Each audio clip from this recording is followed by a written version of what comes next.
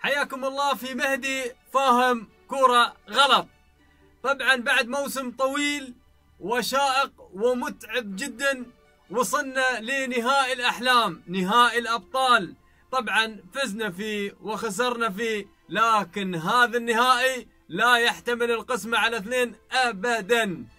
بطل أوروبا وزعيمها الملكي المرنجي ريال مدريد، طبعا ب 11 لقب امام السيد العجوز البيانكونيري الابيض والاسود. طبعا يوفنتوس اكيد اليوفي في مواجهه ريال مدريد. هذا النهائي طبعا ما بقول لكم اكتساح، ما بقول لكم ديناميت، ما بقول قنابل، ما بقول تدمير، ما بقول سفاح، لا لا لا لا لا، بخليها هذه الحلقه على شكل فقرات مع الكباتن عصام زياد وهاني سري الدين، وبنبدا معاكم في اولى الفقرات مع تصريح ما ياكل عيش. يا جدع انت سمعت ليه يا منصور؟ ده هو اللي ده صحيح بقى. زي ما هو انت قلت ايه انت، ولا عملت ايه انت، ولا انت قلت ايه ولا عملوا لك ايه انت؟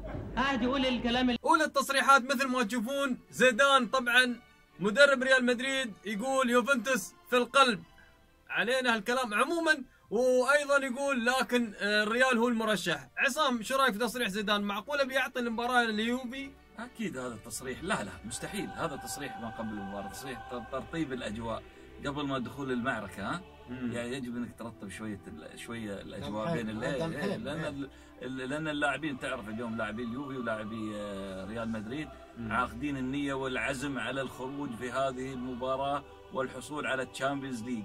يعني زيدان ما يحب لا بس ممكن الابيض لا يحن عليهم شوي يا اخي. الابيض والاسود انت قلتها، الابيض والاسود كان زمان يعني، اما الان لا الان هو هم فريقه، ولكن هو في البدايه يحب يهيئ ويرطب الاجواء، من ثم بدايه اللي هي المعركه الكبرى اللي راح تكون على ارضيه الملعب. طيب هاني شو رايك بتصريح زيدان؟ تصريح يمكن شوي جس نبض او ذكريات الحنين لجوفنتوس، ولكن مع هذا كله رح يخسر هالمره، وراح يكون يتمنى انه يا ريتني بعدني مع جوفنتوس ما رحت مع ريال. سمعت؟ مثل الباقيين اللي تمنوا هالشيء. هذا عشم ابليس في الجنه مثل ما يقول لك. اليوم الريال في كامل قوته، في كامل جاهزيته، وراح يعني اليوم تكلمنا عن السيده العجوز وراح تبقى عجوز في وجه عادي. تصريح دائما طيب. واحترام للمنافس في نفس الوقت. وقلت لك عمليه بعدك عم بتقول ابيض واسود. ابيض واسود. بعدك عم تجيب لي البطولات من ناحيه البطولات. لا انا من ناحيه البطولات خاف يرجعكم يا البنفسجي. انتم في المباراه بنفسجي يا عصام. ليش بتلبسون بنفسجي يا عصام؟ يا اخي دموع دائما اليوفي 4-4 في النهائيات، والشاهد قبل سنوات مع بنرجع ريال مدريد نفسه. يعني بنرجع نتكلم عن التاريخ.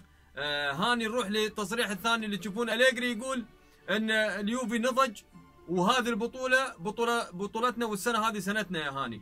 100% ما في عليها تعديل. هذه المرة للجوفنتوس. واثق الريال اشوفه. وراح يحملوها الجوفنتوس. نسى الريال شو يسوي فيه؟ لا هلا ما عاد تسيد العجوز. الصبية الجديدة هلا خلص. بالملايين احيانا الصبية. بس انا تعجبني حماسة صراحة أليجري ماكسيميليانو أليجري. انا تعجبني صراحة تعجبني. بس خلينا نشوفها في أرضية الملعب. في أرضية يعني ريال مدريد. وضعكم صعب. اوكي معلش هاي تختلف بطولة عن بطولة. عندهم ارقام. هاي تختلف بطولة عن بطولة. لا هاي تشامبيونز ليج غير الدوري.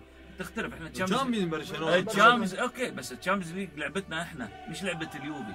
هذا تصريح دائما تصريح تعرف تصريح اللي هي رفع المعنويات قبل. بس مو دوم المرشح يفوز عصام. هو مش دوم المرشح. لا وضعك مهزوز يعني. لا انا وضعي مش مهزوز. انا على قاعده ثابته، وهي اني انا بطل الموسم الماضي، فادافع عن لقبي. هذا يعطيني افضليه حتى على الورق. فانا يعني انا قلبي اتعاطف مع أليجري لما يرفع من روح المعنويه للسيده العجوز. يعني شفقان عليه. بدي اشوف شو وضعك بعد النتيجه اذا كان خسران ريال. طيب بالعكس احنا فريق بطل لا بطل ما اختلف. على دليل ان اعطيك بس اذا خسرت ما عاد بطل. عمليه لا اوكي بس طيب. بس نبقى لنا الفخر ان احنا في المره الثانيه في النهائي، حافظنا على حاولنا نحافظ اذا في حال خسارتنا على البطوله بكل الطرق. لكن هاي حال كره القدم. طيب هذا من الحين يقول لك حال كره القدم، على كيف يوم يشوف المباراه ويخسر. طيب عصام، نروح للتصريح الثالث اللي قدامكم. طبعا الجميع او جميع الرياضيين او اللاعبين اللي لعبوا في ايطاليا ولعبوا في برشلونه رشحوا يوفنتوس للفوز على ريال مدريد. الله اعلم ليش هاني؟ ليش كل من لعب اخرهم طبعا مارادونا اللي رشح، مع انه يلعب في نابولي كان وبرشلونه، بس ليش يرشح اليوفي على ريال مدريد؟ برجع بقول لك المقومات الموجوده عند جوفنتوس حاليا مقومات فريق انه يحمل اللقب، فريق جاهز انه يكون بطل هالدوره هيدي. في عندك عناصر هجوميه، عندك ديبالا، عندك الخط الوسط كمان، فريق متكامل هالسنه مع جوفنتوس، مش فريق في ناقص او في عندك مشكله بالدفاع. دفاع اقوى خط دفاع موجود بحديد، هلا خط وسط ممتاز عم بيأدي الدور اذا بدك الهجومي والدفاعي كمان، حتى بمساعد كمان الدفاع مع مش محتاجين لدفاع. نعم. بس تصريح مارادونا انت تأيده ولا تشوف لانه برشلونه؟ لا بأيده، ما عم بقول لك لانه هو غريمه تقليد ريال مدريد هلا كمان معقوله بس شوف، مع انه نابولي يعني نابولي ضد اليوفي. شو اللي خلاك تحب اليوفي الحين؟ هلا هو عم بحب اليوفي كمان، يمكن عشان ايطاليا، ممكن كمان يعني ايطاليا في كمان النادي القديم لمارادونا. بس بنرجع بقول لك مش عن عبث، في كمان يمكن الشق اللي انت عم تحكي عنه هو موضوع عم بحرقصه يعني كتصريح يعني أيوه. في هيك شوي نغزات، ولكن برجع بقول لك في مقومات انه جوفنتوس يكون فريق بطل. عجبني يعني تصريح زميلي وحماسته وكلامه عن اليوفي، وكأنه يعني ريال مدريد فريق جاي يعني من فرق الدرجة الثانية في اسبانيا. انت تتكلم لا بس انت يعني تتكلم بس خلني انا اتكلم لك من موقع قوة. موقع القوة اني انا فريق بطل الليغا، انا فريق متسيد بطولات اسبانيا، انا فريق متسيد بطولات اوروبا، انا فريق امر بافضل مرحلة في المجال. كل هذه الامور مارادونا شوف انا مع احترامي اكيد للكابتن مارادونا، هو من المدربين من اللاعبين الكبار ولا تجربة تدريبية وللاسف يمكن ما اكتملت هذه التجربة. لكن تصريح انا اشوفه تصريح استهلاكي. مارادونا قال عن ميسي انه افضل لاعب في العالم، وهو فعلا افضل لاعب في العالم، ثم رجع وقال انا افضل لاعب في العالم، مع ان انا مع التصريح انه هو افضل لاعب في العالم. فكرت كنت رح تسحب الكلمه. لا انا ما تشوف لانه لعب في برشلونه وضد ريال مدريد. انا بقول حق جماهير برشلونه احنا راح ناخذ حقكم من اليوفي اللي خذ بطارك لحالك، اترك جماهير برشلونه لحالك. يعني وقت الكلاسيكو ما شفنا لكم طالعه، برجع بذكرك فيها بكل حلقه. تركنا لا بس دافع عن حالك، تقول انت ما تبغى جماهير ريال. لا معلش قوم بحالك. ما تبغى جماهير برشلونه. انا جماهير لا انا ما اريدهم يشجعوني، بس انا اقول لهم يعني من منطلق هذا، منطلق الكرم الملكي، من منطلق الكرم الملكي لجماهير برشلونه. بس فقط لا غير، هذا دليل على الروح الرياضيه. وخلنا نقول لك اللي حسن الجوار اللي بينه وبين برشلونه. لكن في النهايه يبقى ريال مدريد فريق بطل ومرشح وله الافضليه في انتزاع. طيب خلاص يا عصام وخلاص يا هاني، خلصنا اول فقراتنا اللي هي تصريح ما ياكل عيش، ونروح للفقره الثانيه هدف ببلاش.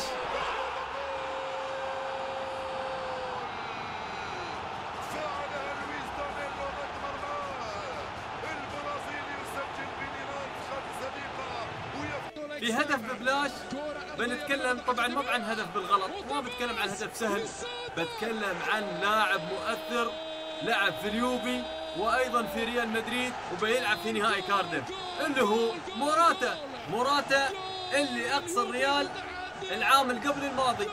طبعا في مباراة في الذهاب وفي الاياب سجل عليهم، الحين في المباراة النهائية بيكون في الاحتياط. موراتا بيلعب للريال هالمرة، لكن اليوفي عنده 2 لعبوا في الريال قبل، إذا بواحد وما خلصوا الريال. كيف هيغوايين وخضيرة يا عصام؟ الشاعر لما علمته الرماية اشتد ساعده رماني. وهذا الحال اللي صار خضيرة وهو بيرمونك يعني ضربتين في الراس تعور يا مهدي. لا بس انا اقول ان الريال اليوم بما فيهم موراتا ولنا موراتا قادر على انه يتخن كيف هو احتياط؟ ممكن يدفع فيه، لان المباراه بعد 90 دقيقه ممكن تمتد ل 120 دقيقه، فوارد ان موراتا ينزل كلاعب يعني ممكن يستخدمه كورقه رابحه زي نعم. هاني ما تشوف ان هيغوايين وخضيره ثقل اكبر من موراتا لوحده اللي خلص على الريال؟ يمكن الحين اثنين وسط وهجوم. اكيد لما يكون في عندك لاعبين مثل سامي خضيره واحد مهاجم والثاني خط وسط، ما راح يقدر يعمل الفارق موراتا عليهم لإله، فبرضه راح يكون صعب ريال مدريد هالمره. لاحظوا شايف ورقتين حظ عندنا، ورقتين حظ ضربتين على الراس الطول عليه، مرعوب بس اللي يحسسني ان ريال مدريد بس هو موراتا. بنشوف رونالدو بيسوي. زين عصام، عينتكم صعبه، عينتكم صعبه. عصام نروح لهدف صراحه ما بيتكلم عنه، لكن ظروف في نهاية 98 هدف مياتوفيتش. عصام كان متسلل الريال. عصام تخيل انا بعد كل هالسنين اقول لك والله احنا دائما اعترفنا دائما ان الحكم لك وعليك، فهالمره كان مع الريال انا اعترف واقر انه كان هدف تسلل هدف مياتوفيتش، ولكن في النهايه مع العلم انه كنتوا انتم الافضل، اقصد ريال يوفنتوس، ولكن في النهايه ضيع فرص، ولكن في النهايه اللي قدر انه يسجل مياتوفيتش ويحسب. هذا اللي كنا عم نحكي فيه مره، اللاعب حتى لو كان متسلل وكان في خطا من الحكم، واجباته هو كمهاجم يسجل. يا هاني سجل وركض نص الملعب، راح لف على الجماهير مياتوفيتش ما خلى حد. فضحنا يا اخي يا مادي بس هاني يا اخي الريال عنده فن النهائيات صراحه كعبه لعبته في النهائيات. ريال مدريد الحق يقال يعني فريق، لما انا قلت لك اياها قبل، ريال مدريد مسلل ولا حكم ما يخصه على الفاينل يخلص يعني. ما بعرف، خلينا نشوف شو راح يعمل هالمره. احنا بس هالمره بس عصام لا تاخذ الموضوع يعني نحن معاكم. اللي يتذكر في نهايه 2002 مع باير ليفركوزن، مع ان باير ليفركوزن سجل ولكن قدر الريال انه يرجع بترتيبه كان مش طبيعي. خلصنا من هدف ببلاش، نروح للفقره الجايه اللي هي نسيتها طبعا.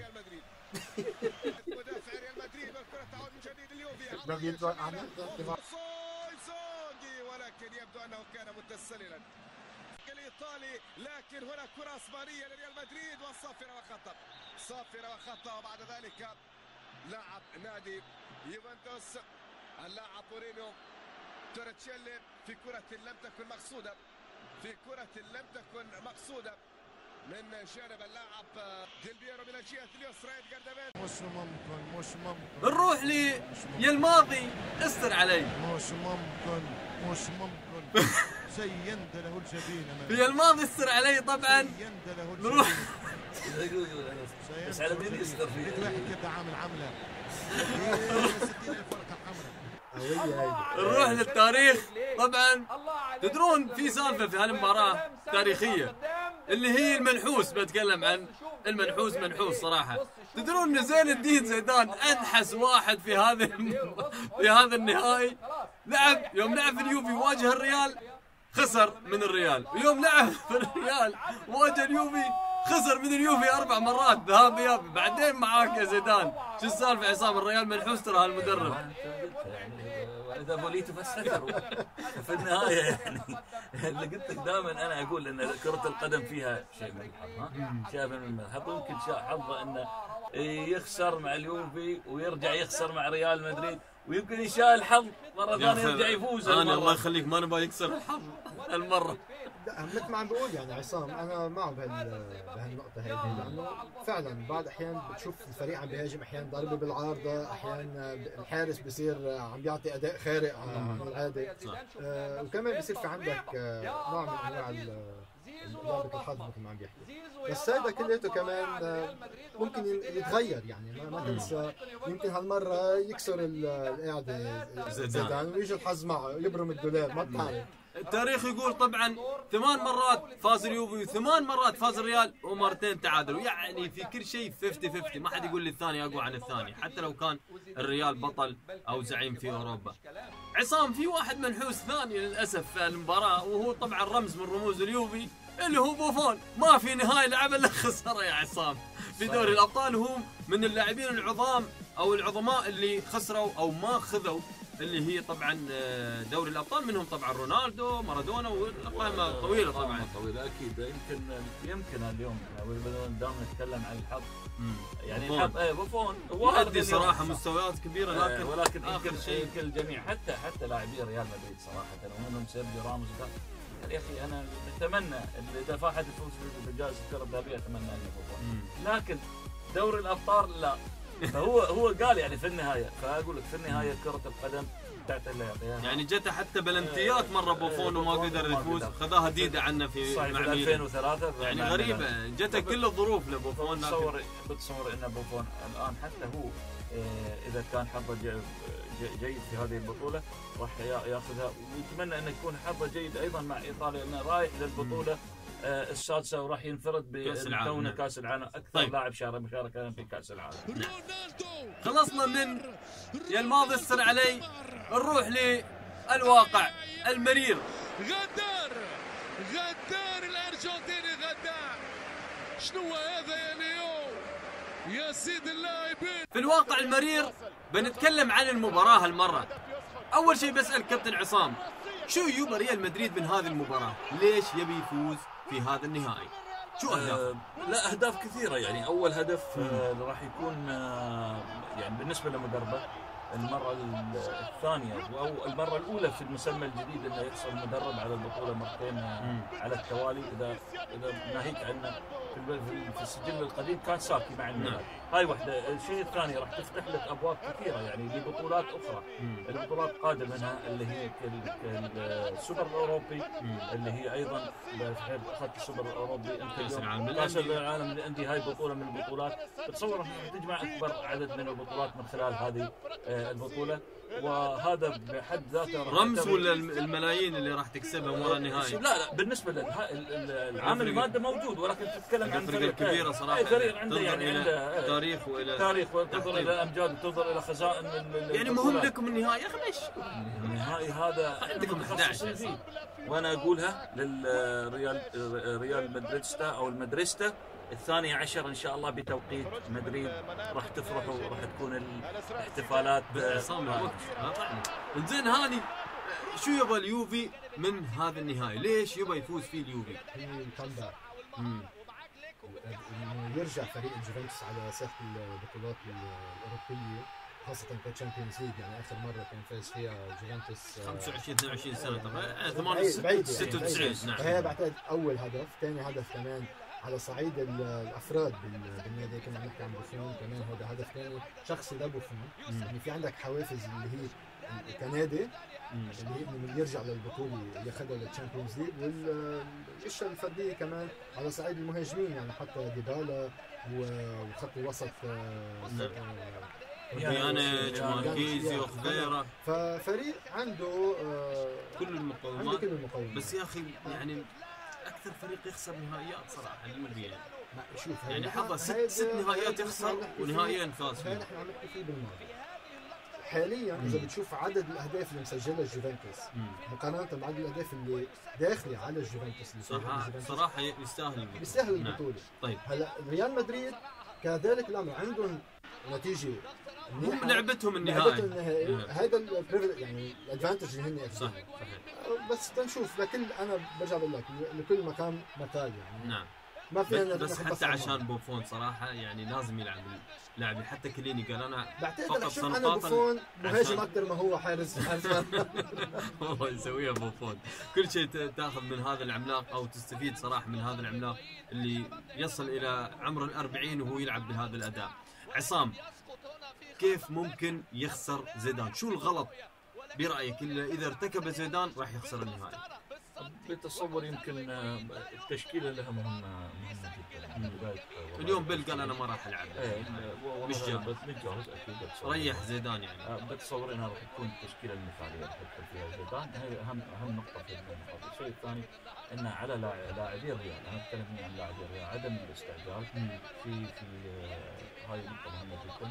ان المباراه تاخذ على مراحل دائما، وامام فريق مثل اليوفي ايضا فريق يباغت بقد ما يهاجم، ما يعطيك مؤشرات انه يهاجم، ولكن عندما يهاجم يباغتك. هاي نقطه مهمه يجب على اللاعبين ان ينتبهوا لها والمدرب ينتبهوا لها. ايضا الرقابه الفرديه مهمه جدا. اليوم عندك هيغوايين وعندك ديبالا، انا بتصوري عزل ديبالا عن هيغوايين راح يكون له تاثير كبير جدا في عمليه اللي هي يعني عمليه تقليص هذه الخطوره، وايضا خطوره اللي هي الجهه اليمنى لفريق. انا بصور الجهه اليمنى دائما خطر لفريق اليوفي على اللاعبين اللي هي داني ألفيش على اللاعبين انها ايضا هناك تكون عمليه في الخروج الى الهجوم والرجوع للدفاع، تكون عمليه متوازنه جدا. نتكلم عن مارسيلو او نتكلم عن الواجبات الدفاعيه ممكن انها تناقص لاعبي الهجوم في ايضا الحد من تقدم داني ألفيش. نعم. هاني، كيف ممكن أليجري يربح الريال بهذا فريق زعيم اوروبا؟ كيف ممكن تربح؟ ما ننسى العقليه الكرويه للايطاليين صحيح. عندهم كاتاناتشو، نعم، وخاصه كان في عندهم المقوله المشهوره دافع، نعم، دافع تحصد البطوله. فهذا شيء هاجم ممكن كاتاناتشو تفوز. هيدي عند الايطاليه. وانت ما تنسى انه فريق جوفنتوس يعني فريق مش بس ايطاليا، حتى ما ننسى فريق جوفنتوس خط الدفاع اللي موجود عنده، بدك تقول دفاع منتخب ايطاليا، صحيح، مع مطعم بداني ألفيش، صحيح، وعندك البرازيلي. كمان الهجوم، كمان عنده هجوم ممتاز، سواء كان على صعيد يعني مهاجم ارجنتيني، وعنده كمان ديبالا، مانزوكيتش، كوادرادو. يعني في عندك، لا بتحس فريق عنده متكامل كفريق الجوفنتوس. هاي العقليه بعتقد بده يفوت فيها المدرب، اللي هي دفاع مثل ما حكى زميلي عصام، رح يكون في هجمات مرتده رح يعتمدوا عليها، رح يهدوا اللعب. بعتقد اكثر الاثنين احسهم يلعبوا مرتد صراحه، نفس الاسلوب. يمكن وبعدين زيدان ابن الكره الايطاليه يعني. يمكن معقوله هيدي اللي عم تحكي عنها، بس بعتقد ريال رح يكون مايل اكثر للنزعه الهجوميه، رح يحاول ياخذ ادفانتج شوي هالمره. بس برجع بقول لك المباراه ممكن تنتهي مع اكثر من 1-0، ما بعتقد. اذا رح يلعبوا انا متوقع 3-0 لليوفي، 3-0 للجوفنتوس. يعني كمان لا، بدنا نكون بالوسعه شوي. وبحط راسي وبنام طبعا، انا ما بشوف انا نظام. انا بعتقد يا مهدي اذا ربحت يمكن تعمل تسوي احتفال كرنفال انت يمكن. عصام، شو عندك شيء تقول عن؟ انا بالنسبه لفريق ريال مدريد دائما انا اعرف ان ريال مدريد وخاصه اذا راح يقابل فريق مثل اليوفي انه يبدا يبني الهجمات عن طريق الاطراف. هاي اعتقد في تصوري انه ممكن راح يقدر يخترق دفاعات اليوفي من طريق الاطراف. جو الاطراف احنا بعد عندنا اطراف قويه، ولكن اذا اليوم اذا قارنت اليوم باطراف ايضا وعوده كارباخال وعوده مارسيلو، اتوقع ان اطراف قويه اقوى من ساندرو ألفيش. بالنسبه لألفيش كقوه، لكن ألفيش عندك اليوم يقابله مارسيلو نفس الشيء الهجومي. وعندك كارفاخال، لا كارفاخال يتفوق. بعتقد مفتاح ريال مدريد هو اسكو يا عصام. مفتاح ريال مدريد هو اسكو خط الوسط. اسكو لك عندك مشكله انت، مهارات فرديه عند لاعبين ريال مدريد شبه، ما بدي اقول لك مش موجوده، ولكن ما في عنده مهاره فرديه بيتميز فيها الهجوم تبع ريال مدريد. عندك بعد اكيد بعد ما بنجم نقول انه مهاجم ما عنده مهاره فرديه، ولكن ما فيك تيجي تقارن انت شخص عم بيلعب مان تو مان. اذا انت عم تحكي انه رح يكون في الفكره انه شخص على شخص عم بيواجه، لا هي ريال مدريد رح يكون هون بحلقه ضعيفه قدام الجوفنتوس. اذا لعب بشكل اللي هو جماعي ليقدر يوصل لعمق الجوفنتوس، انا معك صح ممكن ياخذها، ولكن اذا عم تاخذ انت مان تو مان ما بعتقد. انا ما قلت انه مان تو مان، ولكن انا قلت لك يعني يقول لك طريقه لعب ممكن تلعب. لا هي مان تو مان ما راح يلعب فيها، اللي هو الاقرب الى اللاعب وراح يراقبه. وهي اللي تبع زيدان اللي يميز يمكن ريال مدريد انه بعد نصف الملعب، انا اتكلم بعد نصف الملعب، يعني تاخذ من الثلث الهجومي الاول اللي هو بعد نصف الملعب، المهارات الفرديه لريال مدريد هنا تبرز المهارات الفرديه، بعد نصف الملعب تبدا عاد المهارات الفرديه. إيسكو انا دائما اعتبره اللي هو انا بالنسبه لي اعتبره مثل ارنب السباق اللي يرميه الجوكر اللي يرميه زيدان والفريق كله يتعب. هو عمليه ارهاق. صحيح. لاعب مهاري، لاعب متحكم ديبالا هناك عندنا. انا هذه النقطه اللي اقول لك عليها، هنا في لاعب وهناك في لاعب. هني الدور اللي انا كنت اتكلم عليه بعد نصف الملعب، لانك عندك انت اطراف جيده في الريال. هني الدور اللي يوازن فيها إيسكو في عمليه توزيع اللعب وتنويع الهجمات. هاي مهمه جدا، لان لاحظ دائما دفاع اليوفي يعمل دفاع متقدم. انت لازم تضرب الخطوط الخلفيه، تلعب الكره من خلف المدافعين. انا اقصد من خلف المدافعين، وهاي ممكن دائما اليوفي يعاني منها في عمليه. لعبها الريال في الدوري، لعبها الريال في الدوري، سجل منها اهداف، وسجل منها هدف حتى كله رفعات. لا كروسات. انا اقول لك معظم الاهداف بتكلم من الريال، معظم الاهداف كروسات. اوكي انا بس في ركنيات. طيب شوف لعبه فيها. خلينا اكمل كلام بس. في نقطه واحده، اللي شاهد مباراه ريال مدريد واليوفي في ملعب اليوفي قبل حوالي سنتين، لاحظ ان حتى هدف الريال جاء بنفس الطريقه، حتى في فرص كان للريال وما استغلها بنفس الطريقه، هي ضرب الخطوط الخلفيه لفريق كان كاسيرا سيء. بس لا اليوم عندك الفيش. تتكلم اليوم لا انت بعد عندك المهارات الفرديه والامكانيات الفرديه للاعب. تتكلم عن نفس يمكن كانت موجوده باقل، بس كان اليوفي ضعيف. الحين اليوفي انت ما قوي. تنسى الفتره اللي اجى فيها داني البس على جوفنتوس بفتره قصيره كثير، لكن هدف صار جيد. كان خطوره في فرص واسس عملها. في نقطه مهمه جدا، عمليه التحرك بين المدافعين هاي راح تعطي يعني شيء جيد لريال مدريد، لانه راح يبعد كل من ديبالا. شوف المسافه، كل من اللي هو كليني وبانوتشي عن بعض. هني ممكن ان تخترقهم، لانهم هم اللي يميزهم دائما الترابط، يعني قصر المسافه بين المدافعين، هذا ما كان يميز.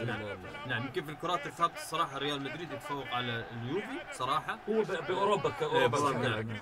عندك ايضا نقطه اللي هي عصبيه راموس وكليني، صراحه ساعات تفلت منهم الامور وممكن يكون في عمليه طرد. ممكن تحدث هالامور ولا لا؟ يعني وارد في المباريات. كليني وراموس شخصيتهم الدفاعيه شوي عصبيه، ولكن هي اكيد في مثل هذه المباريات، خاصه مباراه النهائي، في اكيد ممكن كلام بين المدرب واللاعبين، والمدرب اكيد ما راح يقول للاعب العب بهدوء، ولكن على اقل تقدير انه يكون حذر. نعم. هاني نافاس بوفون في حراسه المرمى.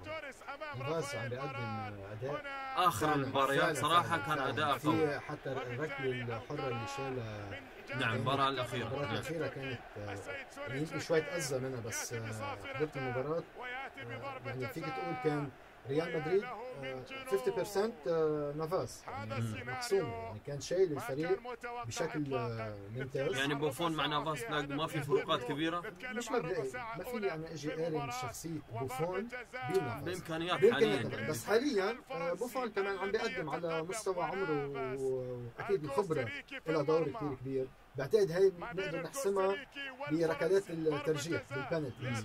بقول لك هون ممكن شوي بوفون يكون في له عنده افضليه، بس كمان بيرجع على مدى يعني هي منظومه وحده دفاعيه بما فيها اهم شيء في المنظومه الدفاعيه هو حارس. اكيد. طيب في الواقع المرير كل 7 سنوات لازم يكون البطل ايطالي. في الواقع المرير اقول للانتراويه، للميلانيه، لكل من يشجع اليوفي، صراحه يعطيكم العافيه. واقول لكم النهائي ترى انا برقد عنه، ما بشوفه لانه محسوم. طبعا ليه فريق معروف راح ياخذه، لانه ما في بطل خذاه مرتين ورا بعض، ما في. هذا هو الواقع المرير. يقول كذي يا عصام، واول 20 دقيقه اتذكر كلامي شو قلت لك. انا اقول ما بديش المنطقه عصام. لكل قاعده شواذ، وما اعتبر هذه بالنسبه يعني قاعده نقدر نسير عليها، لا. انا بتصوري ان ريال مدريد قادر على حسم مثل هذه المواجهات بكل سهوله. البطل الايطالي هاني ليك رحل على نقطه مثل ما قال عصام، لكل مجتهد نصيب. إذا ريال مدريد فاتوا بعقلية بدنا نربح البطولة بدنا ناخذ الكاس، بدك تشوفها مرتين مع ريال مدريد. ولكن برجع بقول لك هالمره مش لانه ما في بطل بياخذها مرتين، هالمره لانه في عندك مقومات بطل موجوده بالجوفنتوس. نعم. هي نحن عم نحكي عنه. نعم. جوفنتوس برايي جوفنتوس بطل. يعني انام ولا ما انام؟ لا بدي اياك تحضر على الحلتين. لا بنام لا لا وخلي عصام يصحيني بعدين.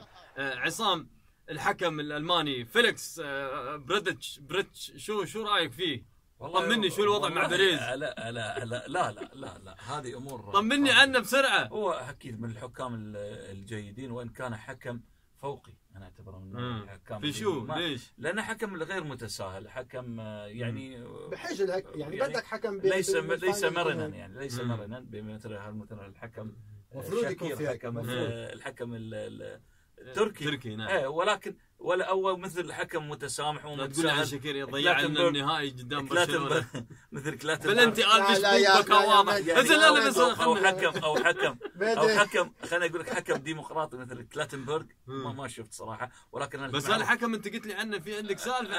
انا اتذكر انه حتى في الطرف انه او سالفه صحيح صارت انه كان الزمالك يريد يستخدم مباراه السوبر مع الاهلي، والحكم رفض الا ياتي من المانيا بالفيرست كلاس. ما اعطوه، ما رضوا، اعطوه ايكونوميك. فرفض انه يحضر، واعتقد انه يمكن صراحه الحكم صراحه صارم برا وداخل الملعب. الله يستر يا هاني. الراحه اهم شيء خيي. وبالمناسبه حكم لريال مدريد وفاز معهم، واعتقد بس خلاص ضبطنا الامور. لا يا عماد انت ساعه شمال ساعه يمين. الحكم الالماني فيليكس بريتش، اللهم يسر امره، اللهم اجعله يحكم تحكيما عادلا، اللهم اجعله يستخدم الفيديو والتكنولوجيا والفيديو. انا بتصور ان اليوم الاتحاد الاوروبي لما اختار هذا الحكم اختاره عن قناعه وعن ايضا خبره هذا الحكم واداره الكثير من المباريات. بتصور انه حكم جيد ولا بل ممتاز صراحه. على الفريقين ما اتصور انه راح تكون في اخطاء مؤثره، لكن اللي بنشوف احنا كل الموسم هذا لكن اتمنى ايضا من لاعبي الفريقين انهم يساعدوا الحكم حتى ان تخرج المباراه الى بر الامان والفريقين يكونوا راضين. خلصنا فقره الواقع المرير، نروح لفقره الجماهير تحكي.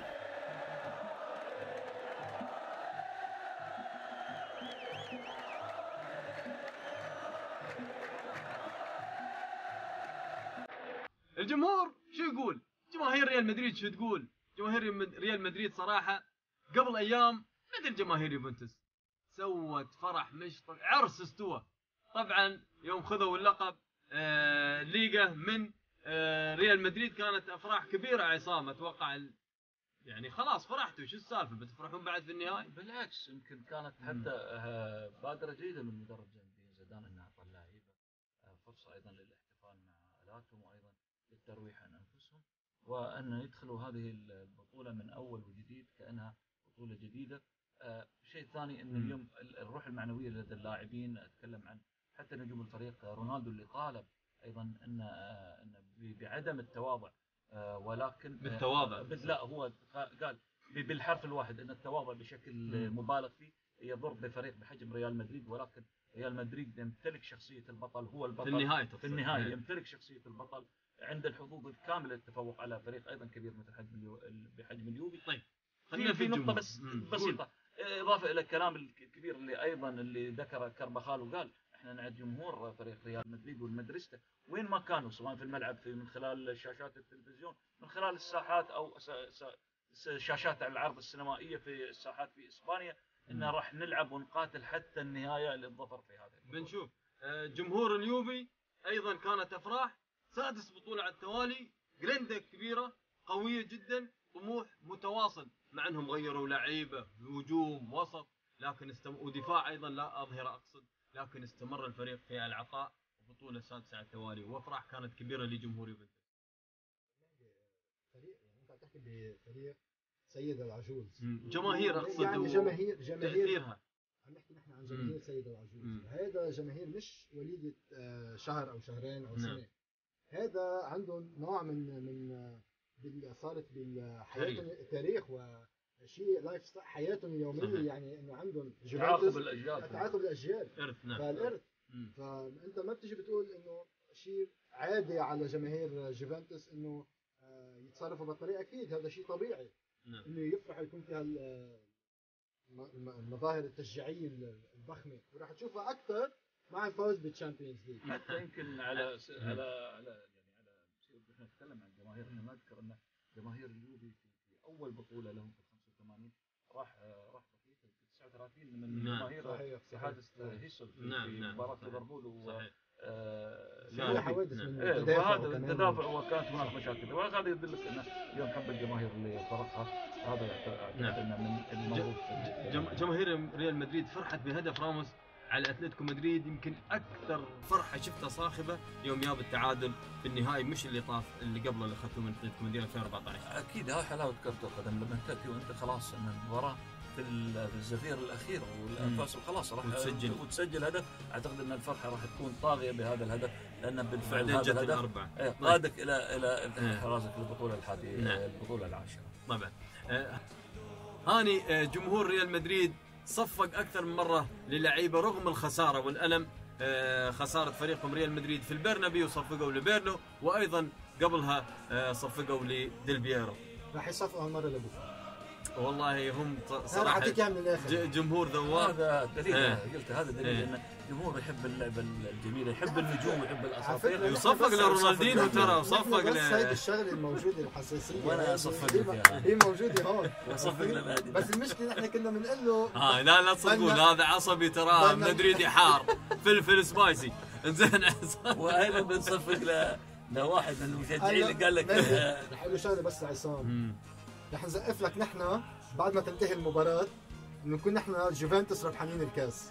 لمن يضحك؟ مش هلا التسقيف يا عصام، التسقيف بعدين. بالعكس هذا دليل اذا اخذ اليوفنتوس البطوله، من الريال، هذا عندنا فريق عصام بطل، لان اخذ من فريق بطل ايضا. غير يوم تألمتوا وصفقتوا للعيبه، في مره اخر مره قريبه تألمت وايد. تذكر اللحظه اللي تألمت فيها كجماهير ريال مدريد من منو؟ يمكن اللي رفع الفانيلا. رفع الفانيلا رقم 500 وبتصور يمكن ميسي. بواكب بتصور هلا بلا نزعم لك يا عصام. انا لا يعني ان كان ألم مش طبيعي، لكن لا يعني هو كله ولا ميسي يسجل. هو سبوه ترى، سبوه جماهير. في النهايه قدر انه ياخذ الليغا، وهذا أكيد هو الاهم. أكيد. كرة القدم سواء لعبت مع برشلونة، لعبت مع صح. انا معاكم انه هو مثل ما يقولوا المنافس والغريب من الازل للريال، ولكن في النهايه كرة القدم هي تسامح، وايضا ما بتحلى اذا ما فيها التنافس. اكيد ما بتحلى، يعني عندك اعظم فريقين في اسبانيا، كيف كرة القدم راح تكون في اسبانيا بدون هالفريقين؟ هاني وانا ابحث عن متى اخر مره بكى فيها جمهور يوفنتوس، صراحه لحظه وداع ديل بييرو كانت هي اخر دموع نزلت لجماهير يوفنتوس، صراحه كان وداع مؤثر جدا. ديل بييرو عم تحكي عن من نجوم الكره الايطاليه، عامل كاس العالم، كان عباره عن مش بس لاعب، حتى رمز كان لليوفي صراحه، يعني ورفض يلعب لاي نادي صحيح غير اليوفي. كنا بعد يعني ما بس تقول ديل بييرو مباشره جوفنتوس راح، يعني عندك منتخب ايطاليا جوفنتوس حتى قبل منتخب ايطاليا. صح. كان فعلا جوهر الى الوزن وقيمته بجوفنتوس، مهاجم ممتاز، اكيد قد يبقى عليه جماهير. مع العلم انه هو قادم من فريق بادوفا، اكيد هو قبل ما يوصل، ولكن نجوميته. نعم. طبعا في الختام بقول لكم عن ظروف مشابهه، هدك من القوه، هدك من اي شيء. بتكلم عن الواقع. الريال لما لعب نهائي 98 مع اليوفي، كان اليوفي مرشح بشكل كبير، وصل 3 نهائيات وكان متسيد لاوروبا طبعا بقوته، وكان الريال مو ماخذ البطوله من 17 سنه، وراح وخذاها في 98. اليوم الظروف تتشابه، الريال لعب كم نهائي وخذاله نهائيين من اتلتيكو مدريد، طبعا جاره وان كان اللي يقول لك مش كبير، اللي يقول لك كبير، عموما خذاها في النهائي. واليوفي من 22 سنه ما اخذ البطوله. اتوقع ان كل المؤشرات تقول ان اليوفي هو البطل، والله اعلم. شكرا عصام زياد، شكرا هاني سري الدين. الفايز بنقول له مبروك، والخسران بنقول له هارد لك، مو مشكله، اليوم خسران باكر لك. يلا حياكم.